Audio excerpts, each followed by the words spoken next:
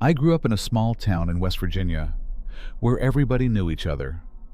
When I packed up for college in 2021, I was full of hope for a lively student life. My school was small, just a 15-minute drive from home. But the COVID-19 pandemic turned those hopes into a harsh reality. A campus so quiet, it was almost eerie. Most of the wealthier students chose to rent private apartments off campus. Me, I was broke. That cold, empty dorm room was my only option. Still, it had one small advantage.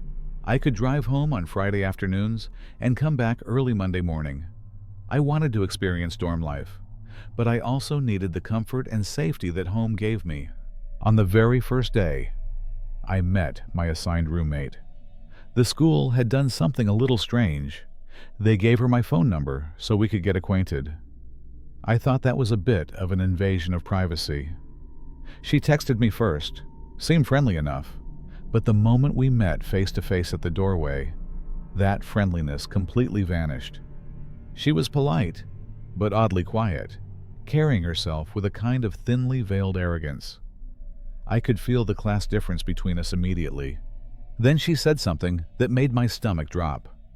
As we were unpacking, she glanced around the room and muttered, "Everyone else has their own room because of COVID. I had this room all to myself last semester, until you moved in." It sounded like an accusation, as if my very presence had ruined her privilege. Her words left a faint sting of unease in me. I quickly changed the subject, trying to keep the conversation light. I explained that I usually went home every weekend. I'd leave on Friday and come back around 6 in the morning on Monday, something I figured she should know for convenience. She just nodded coldly. Most of the time during the week, she wasn't around either. She stayed with her boyfriend. The days passed in silence. I kept telling myself she was just a little difficult, that it was nothing. But what I didn't know was that my weekend absences had opened the door to something far more unsettling.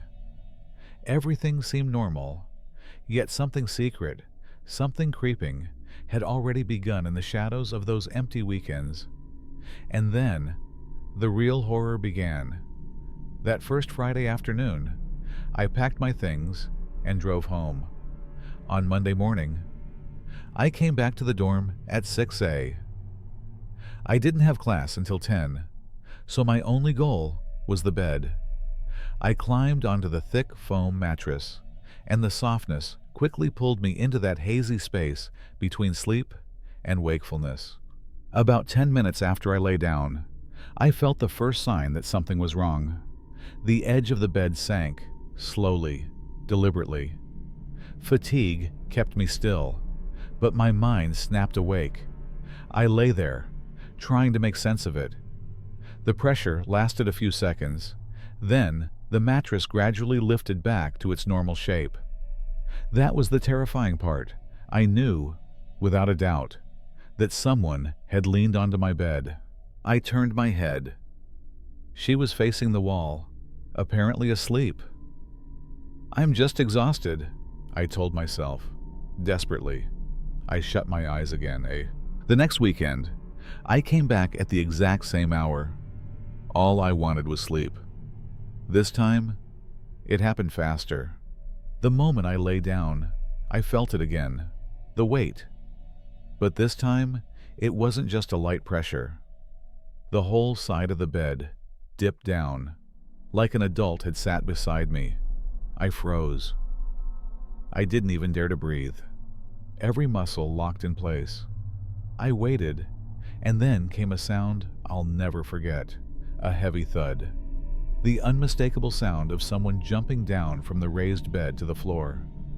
I needed a step stool to climb up there, so whoever, or whatever, jumped, did it with intent. A chill ran down my spine. I held my breath, and slowly turned my head. She was still facing the wall. This time, the fear was real. I couldn't blame exhaustion or half-dreams anymore. Who had been in the room? Impossible. Only we had keys. She was the only explanation, but it made no sense. Was she sleepwalking, Or was she doing this on purpose, deliberately invading my space? I tried to convince myself it was sleepwalking, but I didn't rest well that entire week. By the third Monday morning, my nerves were completely shot, almost panic-stricken. When I walked in, she was already in bed, but this time she was facing my side, asleep. My hands trembled as I climbed up, and 5 minutes later, the mattress sank again. I squeezed my eyes shut and held my breath. Someone was sitting right next to me. I could feel it. I gathered every ounce of courage I had left and forced myself to turn around. But I was too slow. A cold, heavy hand pressed against the back of my neck. My entire body went numb. My heart plummeted. I thought I might pass out from the shock. The hand didn't squeeze. It didn't grab. It just held me, firmly, like it was testing whether I'd react. It was pure horror, a total violation of space and safety. I stayed frozen, time stretching into what felt like forever. Finally, the weight lifted. I still didn't move. I lay there a moment longer, paralyzed, before I dared to turn. She was facing the wall again, asleep. But this time, I didn't care. Fear had wiped out every trace of reason. I jumped off the bed, bolted out of the room, ran down the hall, and called my mom, sobbing. I couldn't stay there another second.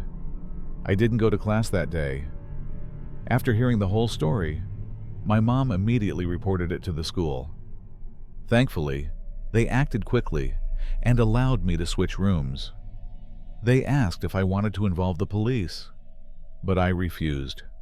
There was no concrete evidence, only the psychological scars, and I didn't want to deal with the complications that would follow.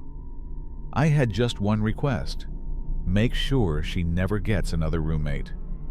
I didn't want anyone else to experience that same feeling, being watched, being invaded, in the very place they thought was safe. As I packed up and moved into my new room on the first floor, my mind started piecing together small fragments. I remembered something she'd said about her previous roommate, the one who didn't stay long. She never explained why, and now that sentence echoed in my head like a grim prophecy. Then I remembered the locked drawer. She'd opened it once.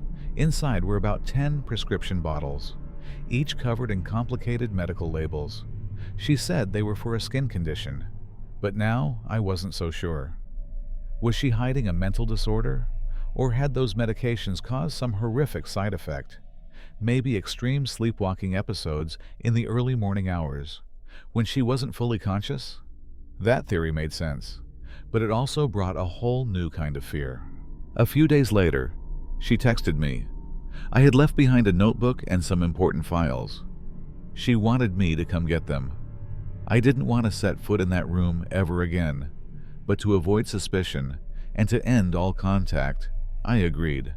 My old key still worked. I opened the door and stepped inside. The room was empty.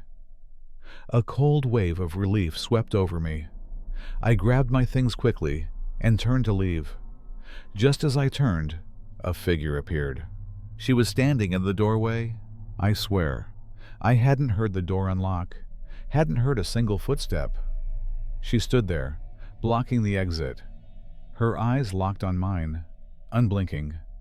I forced the most awkward smile I could manage and tried to walk past her. But she reached out, stopping me. Her voice wasn't the quiet, polite tone I remembered. It was sharp, probing, like a predator testing its prey. "Where's your new room?" she asked. I lied. "First floor." She didn't like that answer. She pressed further, her words quick and cold. "Which hallway? Near the stairs? Near the office? The front side?" I stammered, pretending not to remember. She didn't let up. Her eyes searched mine, peeling me open, hunting for the truth. I lied again, said it was near the stairs, then turned and walked away without looking back. I never saw her again. I never told her boyfriend. And to this day, the story still haunts me. Was I dreaming? No. Was it the medication? Maybe. But my mom has a theory that chills me to this day. She was experimenting. She was testing how close she could get to me before I woke up. And on that third morning, when her hand pressed against the back of my neck, maybe she was just 1 second away from trying to strangle me. It's an unsolved mystery, and I truly, truly pray that, for everyone's safety, she never gets another roommate again.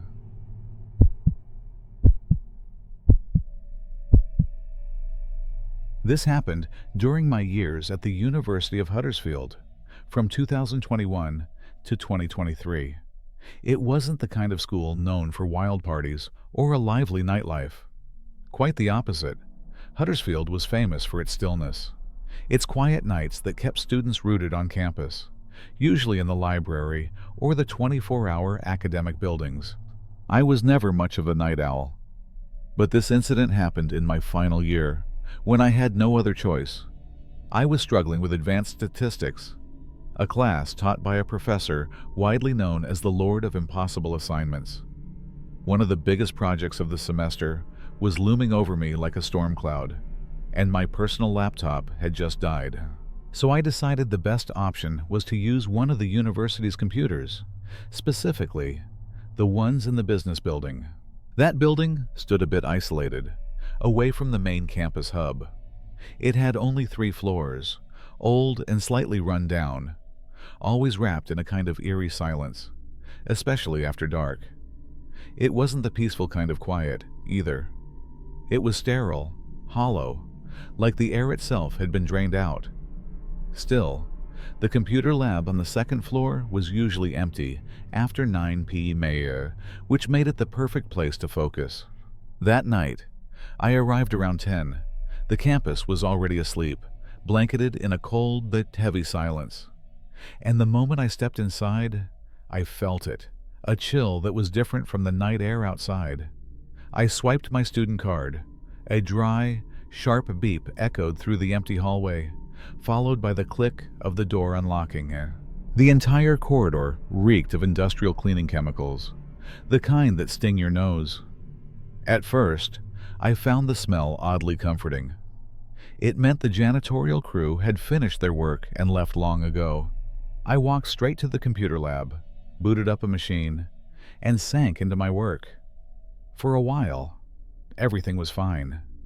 The only sounds were the low hum of the computers and the rhythmic tapping of my keyboard. I kept glancing at the clock, promising myself I'd leave before 1 a.m. But around 11:30, things started to shift.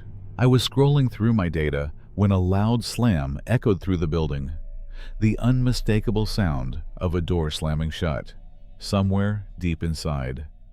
Not the main entrance, somewhere else. I froze. Maybe it was the wind, the ventilation system. I tried to reason with myself. But then I remembered. The cleaning staff had already gone home. I forced myself to ignore it and kept typing.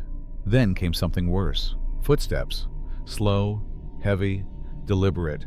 They echoed down the hallway outside the lab, growing closer with each step. Whoever it was, wasn't trying to be quiet. They wanted to be heard. My blood ran cold. I sat perfectly still, staring at the screen, silently praying they'd walk past. But they didn't. The footsteps stopped, right outside the door. I didn't dare move. If I leaned back just slightly, I could have seen through the small glass window on the door. But fear had me locked in place. I held my breath. 10 seconds passed, then 20, and then the handle rattled violently. It wasn't a casual check. It was deliberate, someone trying the lock, shaking it hard, like they wanted to break in. My heart pounded so fast, I could hear the blood rushing in my ears. The door locked automatically at night. I knew that, but the way the handle kept twisting and clattering made my stomach twist with dread. After what felt like 30 seconds of pure torture, it stopped. The footsteps started again, slow, fading down the hall, then silence. I sat there, completely frozen. My mind was at war, between the need to finish my project and the instinct screaming at me to run.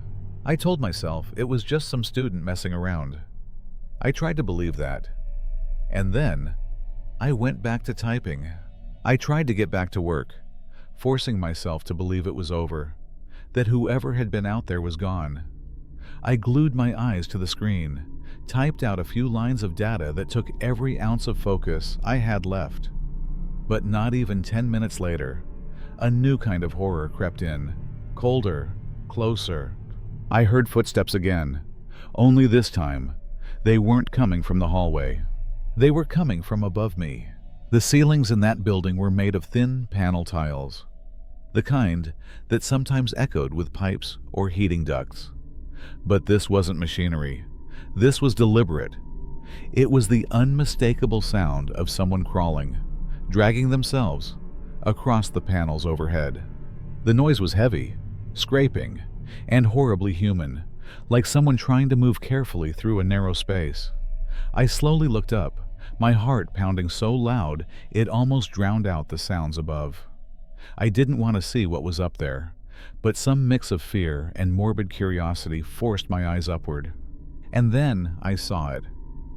One of the ceiling tiles shifted, just slightly, but enough to tell me there was weight pressing down on it. Then came a low, drawn-out creak, as if someone was carefully lowering their body, trying not to make a sound. That was the moment reason shattered. This wasn't a prank. This wasn't a student. Whatever it was, it had intent, and it wanted in. I knew I had to move. I yanked my USB drive out, grabbed my notebook and backpack, and bolted for the door. The moment I stepped out into the hallway, it felt like I'd crossed into another dimension. The corridor was pitch dark, lit only by the faint flicker of buzzing fluorescent lights. The air felt wrong, too still. The only sound was the squeak of my sneakers on the tile floor. I walked fast, not running, not yet, terrified that sprinting might provoke whatever was hunting me. I reached the stairwell, pushed the heavy door open, and started down. And then I made the fatal mistake. I looked up. Just one floor above me, on the landing, stood a man. He didn't look like a student. He didn't look like anyone who belonged there. His clothes were baggy, filthy, and torn. Half his face was swallowed by shadow. But what froze me, what rooted me to the spot, was his mouth. He was smiling. Not just smiling, grinning, wide, stretched, a hollow, animal grin that didn't belong on a human face. He didn't move. He just stood there, staring down at me like he'd finally found his prey. Something in me broke. I ran. I tore down the stairs so fast I nearly fell, catching myself on the railing just in time. I slammed through the door to the ground floor and sprinted straight for the main exit. My ID card almost didn't scan fast enough, but the moment I heard that sharp click, I shoved the door open and burst outside. I ran across campus as fast as my legs would move, not daring to look back. I didn't stop, not until the dorm doors were locked behind me. Only then did I collapse against the wall, gasping for air, my whole body trembling as I tried to remember how to breathe. The next morning, I went back. I had to. The project was due. In the daylight, the business building looked completely different. Calm.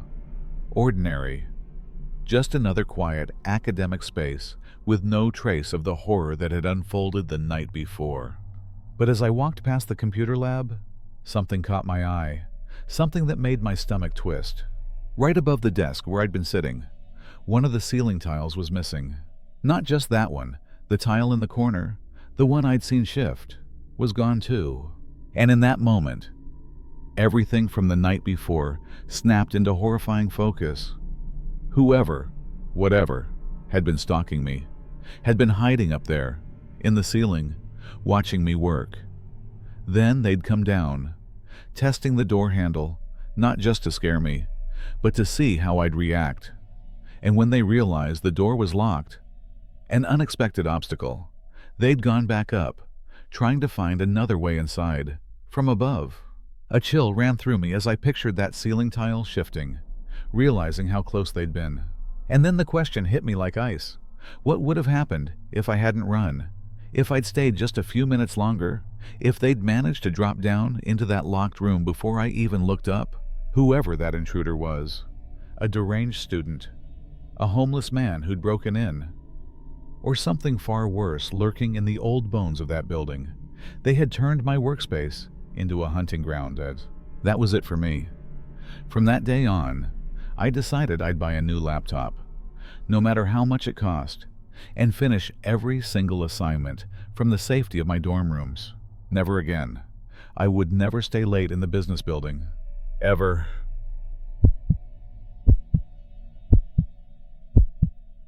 My name is Annabelle. I'm 20 years old, a girl from the United Kingdom.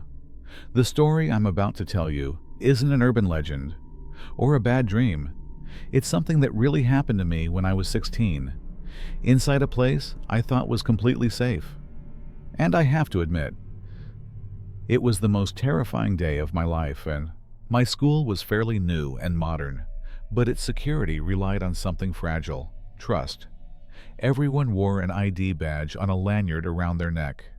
Anyone could walk into the main lobby, but to get past the automatic doors leading deeper inside, you had to scan your card. That card was the key to almost every door. Each one had a photo and a name printed on it, but, ironically, most of us teenagers flipped them backward. A tiny, harmless habit. Or at least, that's what I thought. That small act created a deadly loophole none of us realized existed. The school's layout was huge, split into 3 separate sections: a special education wing, a preschool area, and our high school building. Because of that, the hallways and shared spaces often felt strangely empty, isolated, quiet, almost disconnected from the rest of the world. From the very first day, our teachers drilled one rule into our heads: never, ever open the door for a stranger. At the time, it just sounded like another boring safety reminder. But that warning would come back to haunt me. It happened during my second week back. I just recovered from being sick and was struggling through a long geography class. And the whole nightmare started with something completely ordinary. I downed an entire carton of juice during lunch.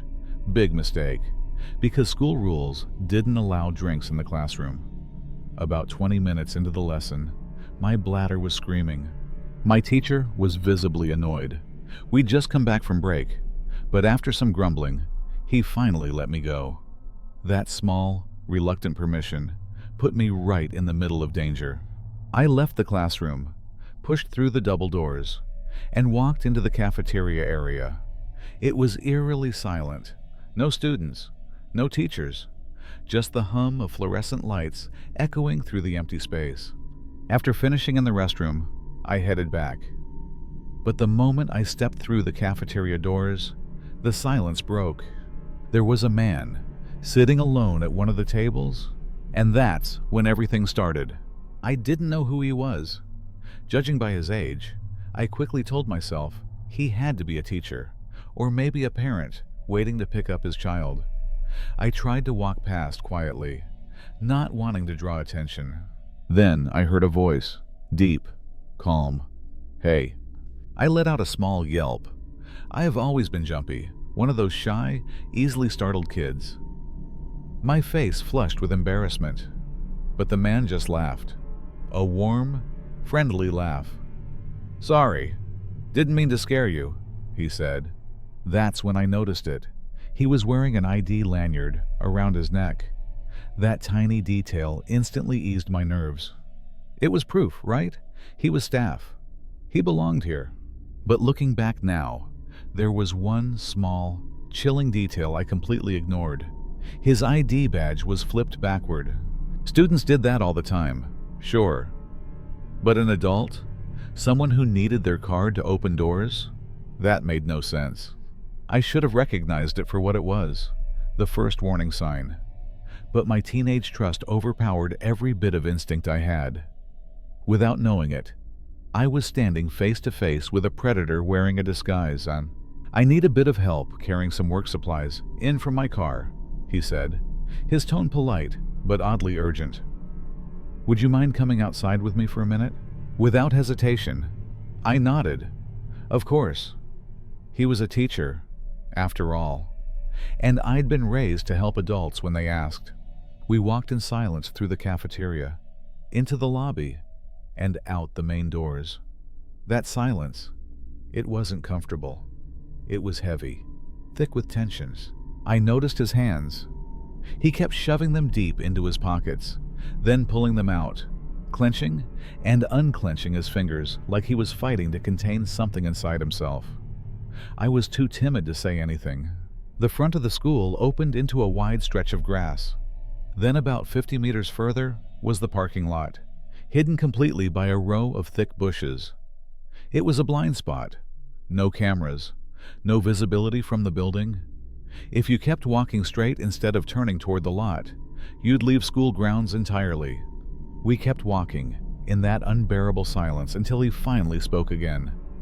"My things are in the boot," he said. "The trunk. A few bags. You just need to help me carry a couple back inside." "Sure, that's fine," I replied, trying to sound helpful. We reached the parking lot, and he pointed toward a blue car parked all the way at the end. As we got closer, a sudden, icy dread crawled up my spine. Through the back window, I saw movement, two vague, dark shapes. And then, as we stepped closer still, the truth became horrifyingly clear. There were at least two other men, lying flat, hiding inside that car. The whole scene hit me like an electric shock. I froze. My brain just stopped. I didn't run. I couldn't. My whole body locked up. And maybe that was the moment they realized I'd seen everything. As the back car door flew open with a violent slam. Another man, much larger, burst out. At the same time, the teacher clamped his hand around my arm just as I tried to turn and run. He was tall, strong, easily twice my size. And me? I was just a skinny 16-year-old girl, barely 5'2". I still don't know where the strength came from. Pure, blinding adrenaline, I suppose. Survival took over. I wrenched my arm free from his grip so hard it felt like my skin was going to tear. But I didn't stop.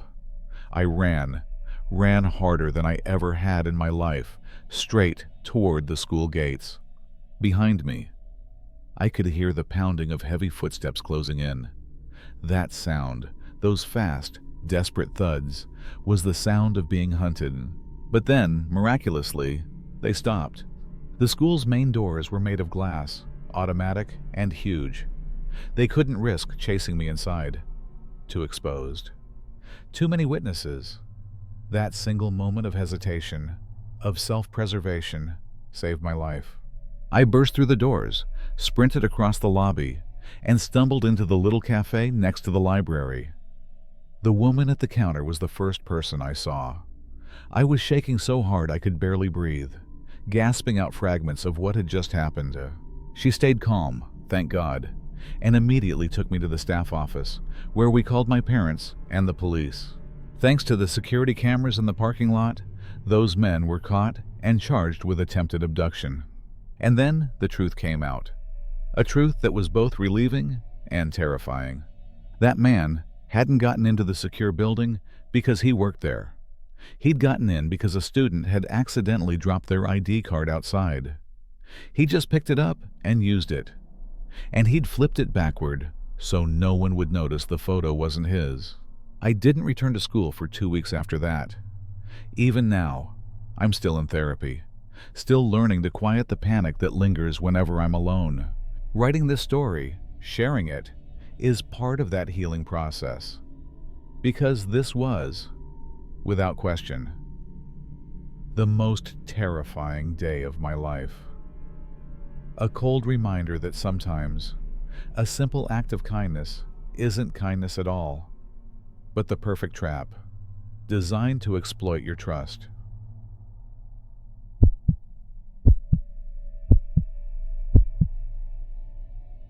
I still remember it vividly. Senior year, the year when impulse and teenage madness ruled everything. Fall had brought football fever, and in our tiny, uneventful town where there was nothing better to do, Friday night games were everything. Luckily, our team was actually good. One Friday afternoon, during some throwaway elective class, my best friend JJ and I were goofing around, wrestling in our seats. Everything was already planned. That night, we were going to the game.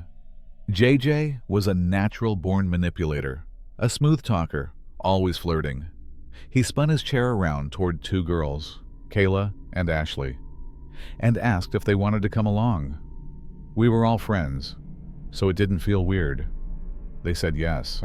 After school, JJ drove me home. 4 hours later, he came back to pick me up, then the girls, and we headed straight for the back parking lot behind the school, right where the woods began. That's where our wild night really started. We had a few cans of Four Loko in the car, sneaking sips like amateur criminals, checking every few seconds to make sure no one saw us. Then we poured the booze into water bottles to take with us up into the bleachers. We climbed to the top rows for the best view. But something about the night started to shift. The game started late, and by the time the third quarter ended, the sun was long gone. By the fourth, the whole stadium was drowned in darkness. And then, it happened. The home team lost. Badly. So badly that half the students just got up and left. But not us. We stayed. We didn't even care about the score anymore. The isolation felt intoxicating. Within minutes after the final whistle, the field went silent. The players hurried off to the locker rooms, humiliated. 10 minutes later, we were the last ones left in the stands. By then, we were all buzzed, drunk enough that the quiet felt strange, but good. And then, suddenly, every stadium light shut off at once. Darkness swallowed everything, thick, heavy. Only the pale moonlight tried to break through. We stumbled down to the field and laid on the grass, laughing, talking nonsense. JJ decided to run back to the car to grab more supplies. It must have been around 10 at night. Then he looked toward the tree line, toward the fence that separated the woods. "Hey," he said, "let's go into the woods." Of course, the girls immediately said no, which only made it funnier to us. When they refused, we bolted, laughing, sprinting straight into the dark forest, knowing they'd freak out and follow. We ran fast, ducked behind a few thick trees, and waited, trying not to laugh out loud. We held our breath. Just a few seconds. Then JJ tapped my shoulder. I turned and saw the look on his face. Frozen. I followed his gaze. And there it was. Even in the dim light, we could see it clearly. A tall, black figure, standing between two trees, maybe 15 feet away. It had to be over 7 feet tall. Its proportions were wrong, unnatural. I couldn't see a face. No details at all, just a pure black shape that seemed to absorb the moonlight. Then it spoke. A woman's voice. Low, cold. "You shouldn't be here." We just stood there, frozen, silent. And then we both noticed the same horrifying thing. It was getting closer. Not walking, not moving its legs, just gliding. It was growing larger, nearer, like the darkness itself was closing the space between us. No sound, no footsteps, nothing. That's when instinct took over. JJ and I turned and ran, flat out sprinted through the trees, screaming for Kayla and Ashley until we found them. Then we all ran, together, straight out of the woods. We piled into the car, out of breath, shaking. This wasn't funny anymore. We told them what we saw. The tall woman, over 7 feet. JJ stammered, saying if I hadn't seen it too, he'd think he was losing his mind. The girls were terrified, begging us to admit it was a prank. But it wasn't. We sat there in silence, staring at the tree line, waiting. But nothing moved. No one came out. To this day, I still ask myself the same question. What was a woman, an impossibly tall woman, doing alone in a fenced-off forest at midnight? And why? Was she so unnaturally big? Summer came, and I tried to push that terrifying night out of my mind. I went back to school for one last summer, working my usual part-time janitor job. Each summer, they gave me a small raise, and by now, the place felt almost familiar, safe. Even that summer, there were only 4 of us in the entire building. 2 older custodians, me, and another teenage girl. But schools in the summer feel like something else entirely. They're not alive anymore. They're hollow, vast, empty shells echoing with the ghosts of noise that used to fill them. Every sound, the floor buffer, the vacuum, even the hum of the air conditioning felt too loud, amplified by the silence. It didn't sound like a school anymore. It sounded like an abandoned building.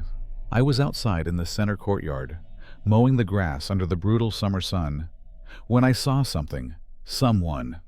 Up on the second floor, behind one of the classroom windows, stood an old woman. She looked about 65, maybe older, with short, curly hair. The sunlight reflected harshly off the glass, blurring her features, but her shape was perfectly clear. I stopped the mower and waved.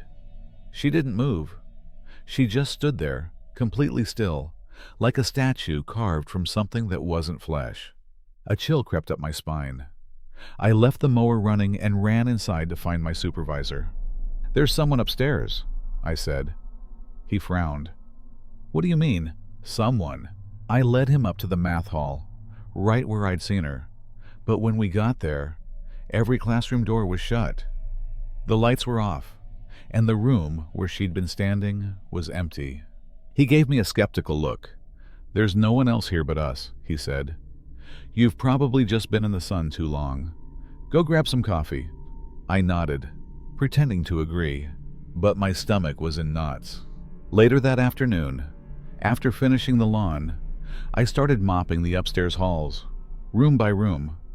When I reached the math hall again, I did what I always did, opened every classroom door, turned on all the lights, and set my little radio on the floor, playing music just to fill the silence. And that's when it happened. Over the music, clear as day, I heard a voice, a woman's voice, sharp, cold. "Young man." I froze. For a moment, I thought maybe it was coming from the radio, but it wasn't. I turned the music off. The silence that followed felt alive, heavy, watching. My skin prickled. I began checking every classroom, one by one, peering behind desks, under tables, even crouching to look behind the teacher's podium at nothing. Every room was completely empty, but I could feel it. Something was there. Something knew I was there. I bolted down the stairs, yelling for my boss. "There's someone up there. I heard her. I swear to God I heard her." He followed me back up, sighing in frustration as I tried to explain how I saw her earlier, how I heard her now. We searched again. Nothing. Finally, he turned to me, exasperated. "Go home," he said. "Get some rest. You're stressed out or something." But as I packed up my things, I couldn't shake the feeling that he was wrong. I hadn't imagined her. Someone, or something, had been calling my name.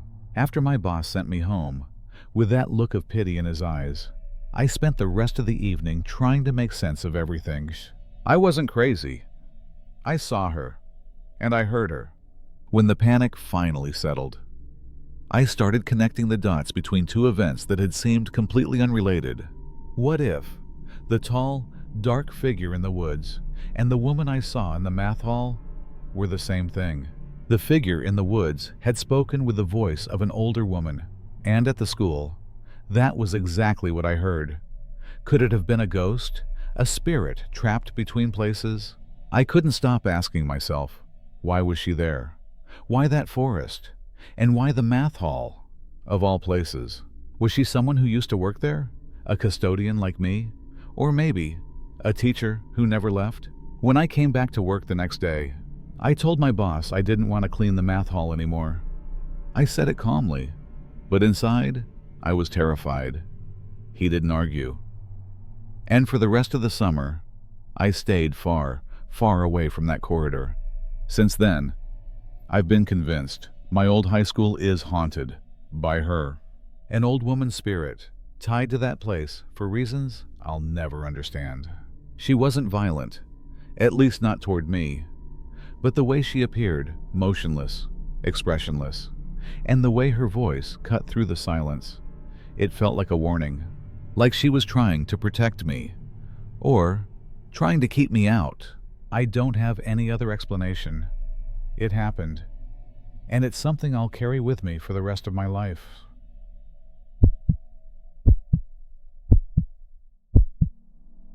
When I was 15, a sophomore in high school, life was already complicated enough.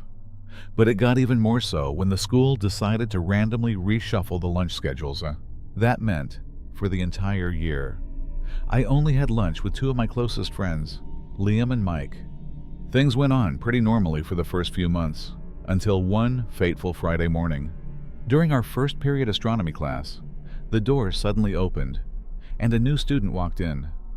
Our teacher, a funny guy who loved teasing his students, made him introduce himself. His name was Craig. After a few awkward jokes, the teacher told him to find a seat. I was sitting all the way in the back, the quiet corner of the room. Ironically, the only empty seat left was right next to me. Craig walked over, pulled out the chair, and sat down. Class hadn't officially started yet, so everyone was still chatting. When he set his bag on the floor, I could feel his eyes scanning the room, and then suddenly, that heavy feeling of someone staring directly at me. I looked over. Our eyes met.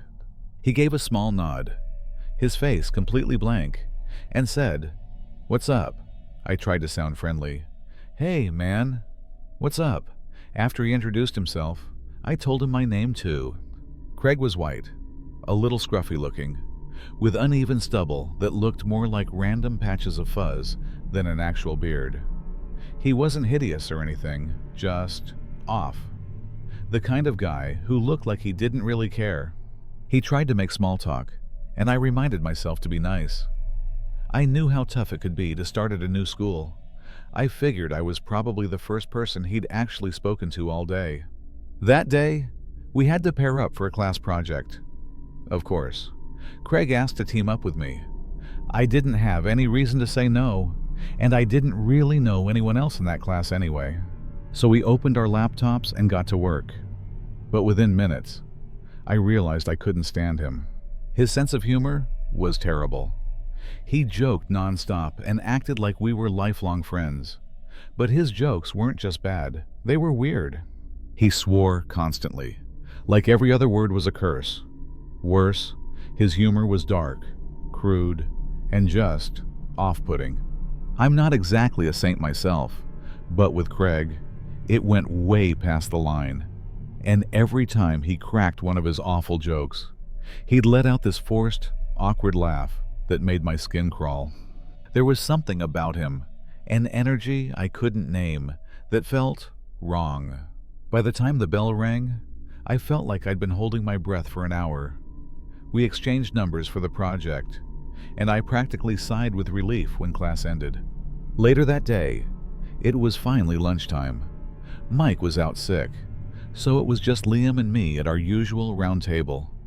We were in the middle of a conversation when I noticed Liam's eyes shift to something, or someone, behind me. A second later, I heard the screech of a chair being dragged across the floor. Someone sat down right next to me. I turned around. Craig. He patted me on the shoulder and said, way too familiar, "What's up, buddy?" My stomach dropped. Right then, I knew he was going to sit with us every day from now on. I tried to stay calm and give him another chance. Liam did too, at first. But it didn't take long before Craig started asking personal, uncomfortable questions, things no normal person would bring up at lunch. Liam, who was a pretty perceptive guy, caught on fast. Every time Craig looked away, he shot me these silent looks like, what the hell is wrong with this guy? By the end of that lunch period, it was clear. Craig wasn't just socially awkward. There was something darker, Something twisted hiding beneath the surface. Something way beyond just a weird personality. That Friday afternoon, all I wanted was to get home as fast as possible. I was walking down the street, texting my friends to plan our night out, when my phone buzzed. A new message from an unknown number. The moment I opened it, a cold chill ran down my spine. It was Craig. Even though we'd only exchanged numbers a few hours earlier, he'd already texted me. Just 2 words. Short, cold, terrifying. Turn around. Against my better judgment, I did. When I turned, I saw him, Craig, running down the sidewalk toward me, waving his arms like a maniac. "Oh my God," I muttered. It felt like I'd just stepped into a bad horror movie. I stood still, waiting as he caught up. The first thing he asked was how far I lived from school. I said, "About a 10-minute walk." He nodded. Same. Then he announced he'd walk with me. It sounded harmless, but the fact that he somehow knew where I was and had immediately followed me made me feel like prey being stalked. Then, out of nowhere, he said, "Hey, we should knock out that project fast and then chill with a few beers on." It was such a blunt, awkward offer that I almost laughed. I told him I already had plans with friends that night. He asked, "What are you guys doing?" That's when it hit me. He was trying to invite himself. I said, "We're just hanging out at Liam's place." Then he asked, completely straight-faced, "Mind if I come?" I had no idea how to respond to that level of boldness or desperation. I quickly came up with a lie. Liam's mom's kind of strict. She doesn't really let strangers over right away." Thankfully, he seemed to buy it. We kept walking side by side, and all I could think was, is he actually going to follow me home? He did. When we got to my house, I said, "All right, man, see you later," and gave him a casual fist bump, trying to end things politely. He said, "See you later," and kept walking. But as I opened my front door, I caught him looking back at me with this strange, unreadable expression. I quickly turned away, shut the door, and immediately texted my group chat, describing how bizarre Craig had been. Liam agreed. He'd felt it too. We decided to meet up at his house later that night, around 9. But Craig wasn't done. An hour or 2 later, my phone buzzed again. Another message from him. This one was even worse. "Yo, what's going on outside your house? Why are there police cars?" My heart dropped. "What are you talking about?" I texted back. I ran to the front porch, panic in my chest. No police cars, no flashing lights, just Craig standing in my driveway. He was grinning. Not a friendly grin, but this twisted, smug smile, like he was proud of what he'd just done. "Gotcha," he said. He'd made up a fake emergency just to trick me into coming outside, just to see if I was home. He was watching me. I stammered, "I thought you said you were hanging out with Liam." He said, "Yeah, I will. In a bit." That's when fear turned to anger. "Dude, why are you acting so weird?" I snapped. The smile vanished. His face darkened, and for a second, he looked hurt. I'd clearly struck a nerve. I decided I was done. "I'm going inside." I slammed the door shut. Seconds later, another message. "Bro, WTF? What are you doing?" I just stared at my screen, speechless. I'd only met this guy a few hours ago. How had he already become this obsessive? I made the mistake of replying, "Dude, you're freaking me out." He sent back a long, emotional rant, angry, bitter, saying he thought I was different, that he actually liked me. But I turned out to be just like everyone else who rejected him. I took a screenshot and sent it to my friends. They were just as creeped out as I was. Right after that, I emailed my teacher, explained everything, and asked to finish the project on my own. Then I grabbed my stuff and left the house. I didn't care where I went. I just needed to get away from whatever Craig was planning. I walked to Liam's place. The whole time, my phone kept lighting up with his calls. I ignored every single one, because deep down, I knew Monday was going to be hell.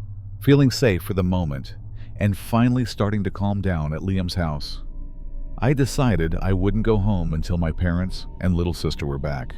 I got home around 11, maybe midnight. The house was quiet. Too quiet. No lights, no voices. My family still wasn't home. I locked every bolt on the front door and went upstairs to my room. The silence felt wrong, unnatural, like the house itself was holding its breath. I opened YouTube, trying to distract myself, anything to drown out that heavy feeling in my chest. A few minutes passed. I was just starting to relax when it happened. The doorbell rang. Not the front one, the back doorbell. Our house has two, and the back one sounds completely different, colder, lonelier, like something you'd hear echoing in an empty hallway. I froze. No one should have been there at that hour. My heart started pounding. I jumped off the bed and ran downstairs, hoping, praying, that maybe it was my sister.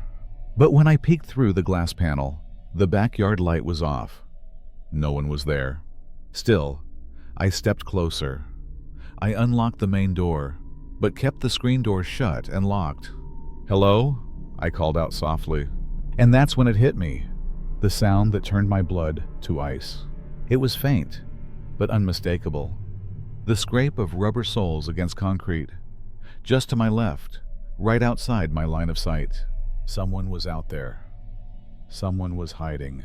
He was trying not to move, not to breathe. Craig. He was in my backyard, waiting. My whole body went numb. I slammed the main door shut, locked it, and bolted up the stairs. My hands shaking as I tried to call my dad. He didn't answer. Then my phone buzzed. Dish. It was Craig. I didn't pick up, but a message appeared on the screen. "Come outside, bag. Hostile. Aggressive." My mind went blank. That was it. I was done being afraid. I took a deep breath and typed back, "I'm calling the cops." His reply came instantly. Okay. I'm leaving." That confirmed everything. He was there, in my backyard, watching me. The realization hit me so hard I could barely breathe. I took screenshots of every message and sent them to my parents, my friends, and the school administration. They promised to contact Craig's family immediately. Later, I found out why Craig's family kept moving from place to place. Apparently, he'd caused serious problems at every school he'd attended, stalking classmates, fixating on them, crossing every line. I can't help but shiver when I think about what he might have done to others, to the people who weren't as lucky as I was. That Monday morning, Craig never showed up to class again. He was gone, transferred, vanished. I was relieved, but the fear never really left. It stayed with me as a quiet reminder that sometimes it only takes a single encounter, a few hours with the wrong person, for a stranger to turn into your worst nightmare.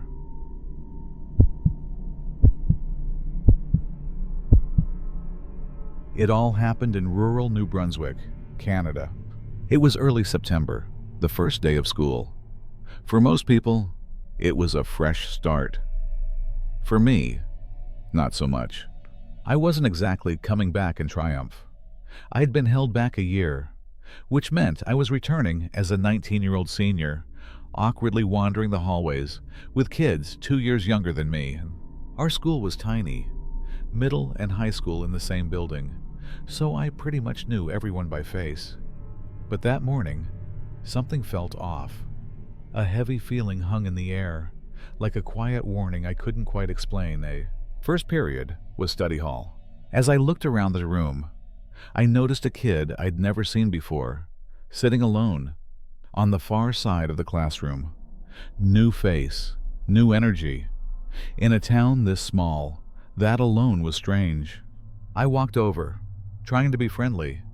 He said his name was Chester, just moved here. Being the older guy, I figured I'd show him around, help him find his next class. But as we walked, I started to notice there was something off about him. Something heavy, like he was carrying a secret. At first, his questions were normal. How long I'd been at the school, where certain classrooms were. But then, They got weird. Too personal. One question stopped me cold. He asked for my home address and my Snapchat. I remember thinking, who the hell asks that on the first day? I didn't give him my address, obviously. But like an idiot, I thought, whatever. Giving him my Snap can't hurt. So I did. Big mistake. The rest of the day passed pretty normally, until the last class, English. I sat down and spotted Chester again, sitting maybe at a 120-degree angle behind me.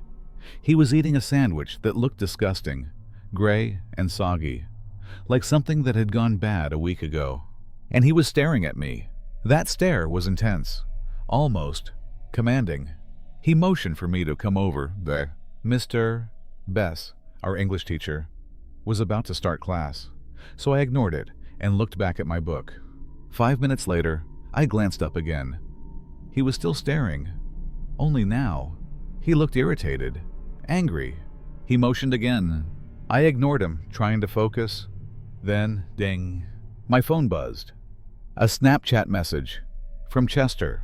It said, simply, "Follow me." I texted back immediately. "I can't. We're in class." Right after that, I saw him stand up and ask Mr. Bess if he could go to the bathroom. Then he walked out. I don't know why, but my curiosity, my terrible self-destructive curiosity, got the better of me. I had to know where he was going. 5 minutes later, I asked to use the restroom too. When I stepped into the hallway, he was gone. I looked both ways, nothing. Then I spotted him, far down the hall, maybe 50 feet away, walking slowly, almost like he wanted me to follow. So I did. I kept my distance, staying quiet. He turned into one of the older, rarely used corridors, the one that led to the storage rooms, the restrooms, and a few old offices. Then I saw him open a door. He slipped inside and slammed it shut. I walked closer, and my stomach dropped. It was the door to the basement. There was no way in hell I was going down there. In old schools like ours, the basement was practically forgotten. Dark, dusty, and dangerous. Something deep inside me screamed, "Don't." So I did the only sane thing left to do. I turned around, acted calm, and went straight back to class. The moment I sat back down, my phone dinged again. It was him, Chester. For the first time, he sent a message that chilled me to the bone. "Why didn't you go into the basement?" My stomach dropped. How did he even know I didn't go down there? Then came the photo, a blurry selfie. Chester, sitting there, eating that same disgusting sandwich. Only this time, he was in the basement. Behind him were cracked concrete walls, damp pipes, shadows curling into the dark. It looked cold, suffocating, wrong. Then another message popped up. "Go down there. Now." That's when it stopped being weird and started being terrifying. Whatever joke or prank I thought this was, it wasn't. I texted back, "Leave me alone." Then I unfriended him, blocked him. And for a brief moment, I felt relief. But it didn't last.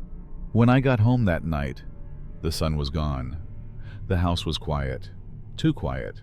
I buried myself in homework just to keep my mind busy. By 11, I was finally done. I was alone. I was putting away my notebooks when my phone buzzed again. A new friend request on Snapchat. The account name read, "Why didn't you enter the basement?" My blood ran cold. It was him. He'd found me again. I blocked the account instantly. But a minute later, another request.